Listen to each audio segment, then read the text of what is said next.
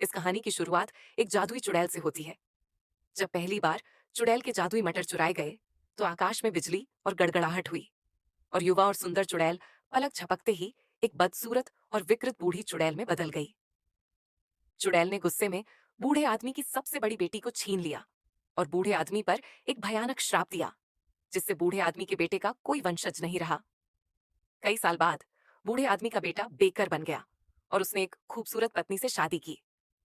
लेकिन दुर्भाग्य से बेकर्स हर दिन जमीन की जुताई और बीज बोने के लिए लगन से काम करते हैं, लेकिन जमीन में कोई बीज नहीं उगे और दोनों बच्चे पैदा न कर पाने के कारण चिंतित थे। ऐसा तब तक नहीं था जब तक कि उस दिन चुड़ैल अचानक प्रकट न हो जाए।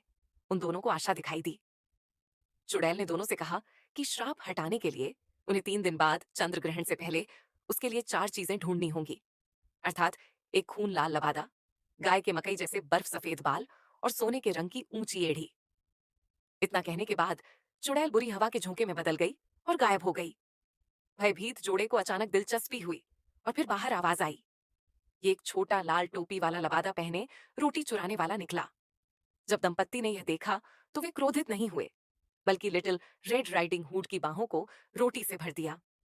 जब लिटिल रेड राइडिंग हुड भोजन का पूरा भार लेकर जंगल में चला गया, तो जोड़े ने तुरंत उनका पीछा करने का फैसला किया। ये पता चला कि वे लिटिल रेड राइडिंग हुड का लाल लबादा एक सुनसान जगह पर ले जाने वाले थे। जाने से पहले पत्नी बेकर के पिता द्वारा छोड़े गए जादुई मटर भी ले गई। अप्रत्याशित रूप से लिटिल रेड राइडिंग हुड को उसकी दादी के घर के रास्ते में एक बड़े बुरे भेड़िए ने देखा। भेड़िया एक इंसान में बदल गया और लिटिल रेड राइडिंग हुड के करीब पहुंच गया और आखिरकार उसे लिटिल रेड राइडिंग हुड से अपनी दादी के घर का पता मिल गया। बड़े बुरे भेड़िए ने, जिसने लंबे समय से मानव मांस का स्वाद नहीं चखा था, अच्छा भोजन करने का फैसला किया, फिर घूम गया और दादी के घर की ओर एक शॉर्टकट ले लिया। जब लिटिल रेड राइडिंग हुड अपनी दादी के घर पहुंची, तो वह यह देखकर आश्चर्यचकित रह गई कि दरवाजा खुला था। लिटिल रेड राइडिंग हुड सावधानी से घर में चला गया और पर्दे खोले और पाया कि उसकी दादी बिस्तर पर लेटी हुई थी। लेकिन अगर आप करीब से देखें, तो दादी सामान्य से अलग दिखती हैं। जैसा कि सभी जानते हैं, दादी को पहले ही बड़े बुरे भेड़िए ने निगल लिया है। इस समय बड़े दुष्ट भेड़िए ने अचानक अपना भयंकर रूप दिखाया, अपना मुंह खोला और लिटिल रेड राइडिंग हुड को पूरा निगल लिया। सौभाग्य से पास से गुजर रहे बेकर ने घर में चीखें सुनी। वह सावधानी से हाथ में हथियार लेकर अंदर गया और पाया कि बड़े दुष्ट भेड़िए का पेट भर गया था और वह गहरी नींद में सो रहा था। बेकर ने बड़े बुरे भेड़िए के पेट में जोरदार वार किया और फिर दादा और पोते को बचाया, जिन्हें निगल लिया गया था। बेकर को उसकी जान बचाने का बदला चुकाने के लिए लिटिल रेड राइडिंग हुड ने अपना प्रिय लबादा बेकर को दे दिया। रक्त लाल लबादा पाने के बाद युगल अन्य 3 वस्तुओं की तलाश शुरू कर देंगे।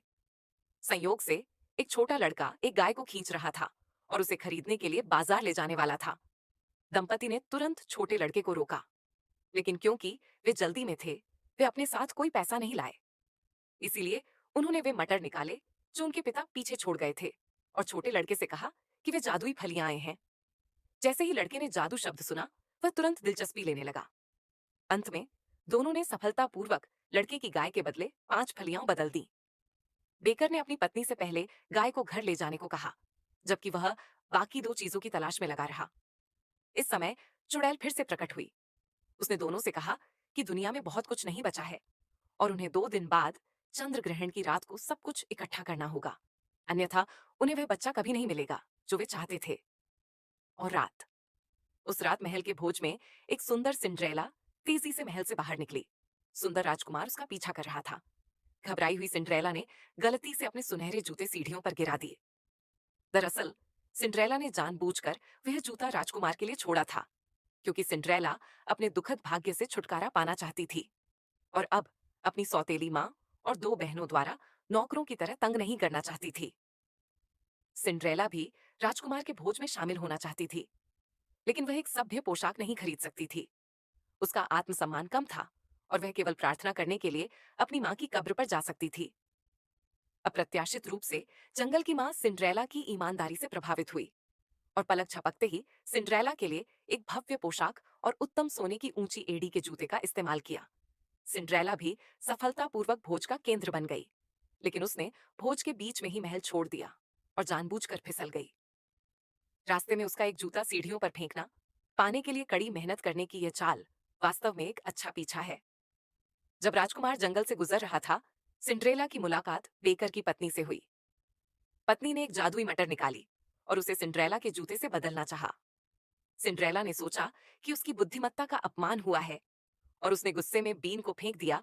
बेकर की पत्नी फिर भी अपनी जिद पर अड़ी रही। हताशा में सिंड्रेला को जूता बेकर की पत्नी को देना पड़ा। घर लौटने के बाद सिंड्रेला ने अपनी पोशाक उतारी ही थी कि बाहर से घोड़े की टापों की आवाज आई। ये राजकुमार था जो ऊंची एड़ी के जूते पहनकर घर घर जा रहा था। राजकुमार ने चारा उठाया और सिंड्रेला को गर्व हुआ। अप्रत्याशित रूप से शातिर सौतेली माँ ने अपनी बड़ी बेटी के पैर की उंगलियां काट दी ताकि उसकी बेटी ऊंची एड़ी पहन सके। हालांकि जूते पहने हुए थे और बड़ी बेटी अपनी इच्छानुसार राजकुमार के सफेद घोड़े पर बैठी थी, लेकिन गृहस्वामी को जूतों से खून रिसता हुआ मिला। अंत में सबसे बड़ी बेटी ने उसकी चाल का पर्दाफाश कर दिया। इसलिए सौतेली माँ को दूसरी बेटी का विचार आया, लेकिन दूसरी बेटी के पैर जूतों में फिट नहीं हो रहे थे। इसलिए सौतेली माँ ने बाहर जाकर काट दिया दूसरी बेटी के पैरों के पीछे। तदनंतर दूसरी कन्या शोभायमान होकर राजकुमार के सामने प्रकट हुई। अप्रत्याशित रूप से अत्यधिक खून बह जाने के कारण वह वहीं बेहोश हो गया।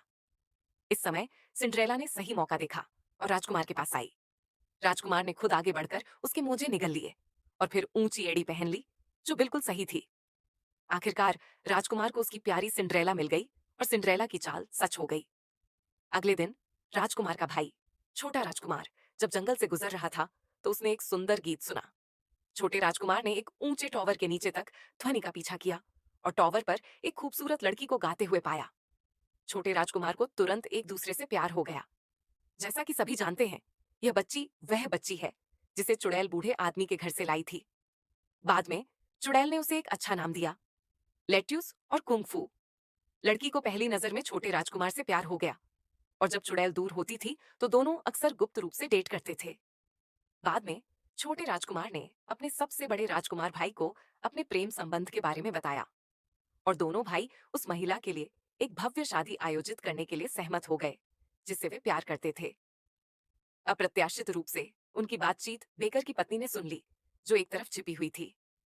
रात को बेकर की पत्नी चुपचाप मीनार के नीचे आ गई। उसने राजकुमार की आवाज की नकल की और रियन पंजेल को अपने लंबे बाल खोलने के लिए कहा और फिर बाल काट दिए, जबकि रियन पंजेल ध्यान नहीं दे रही थी। इस तरह जोड़े ने अंततः डायन द्वारा प्रस्तावित 4 चीजें इकट्ठी कर लीं। इस समय चुड़ैल फिर से प्रकट हुई और फिर दोनों को बारी बारी से गाय को 4 चीजें खिलाने के लिए कहा और फिर गाय का अभी अभी निकला ताजा दूध पीने को कहा। इस समय आकाश में चंद्रग्रहण बस आने ही वाला था और अचानक चुड़ैल के चारों ओर एक अंधेरी हवा चलने लगी। बिजली चमकने और गड़गड़ाहट के बाद बेकर की पत्नी का पेट वास्तव में फूल गया और अंततः चुड़ैल अपने मूल सुंदर स्वरूप में लौट आई। अगले दिन दंपति खुशी खुशी अपने नवजात बच्चे के साथ 2 राजकुमारों की शादी में शामिल होने गए। अप्रत्याशित रूप से शादी के बीच में पृथ्वी अचानक कांपने लगी और महल जोर से हिल गया। पता चला कि दूर के जंगल में एक भयानक राक्षस उनकी ओर चल रहा था, 5 जादुई मटर के बदले में। माँ ने सोचा कि वे सिर्फ साधारण फलियां थीं और अप्रत्याशित रूप से उन्हें एक तरफ फेंक दिया। जैसे ही वे गिरे, वे पागल हो गए आधार। अगली सुबह मेरी माँ अपने पूरे शरीर पर पत्तियों को देखकर जागी। पता चला कि छोटी छोटी फलियां बड़ी बड़ी लताओं में बदल गई थीं। जहां तक नजर जा रही थी, वे आकाश की ओर उठ रही थीं और लंबी लताओं पर छोटा लड़का जैक पूरी तरह ऊपर चढ़ रहा था और अंततः उसने बादलों के अंत में दिग्गजों के साम्राज्य की खोज की। जैक ने विशाल की लापरवाही का फायदा उठाया और सोने के सिक्कों का एक बैग चुरा लिया, लेकिन लालची जैक इससे संतुष्ट नहीं हुआ और वह फिर से बादल पर चढ़ गया और विशाल के सिक्कों को चुरा लिया। अप्रत्याशित रूप से इस बार उसे दैत्य द्वारा खोजा गया और क्रोधित दैत्य ने लताओं के नीचे उसका पीछा किया।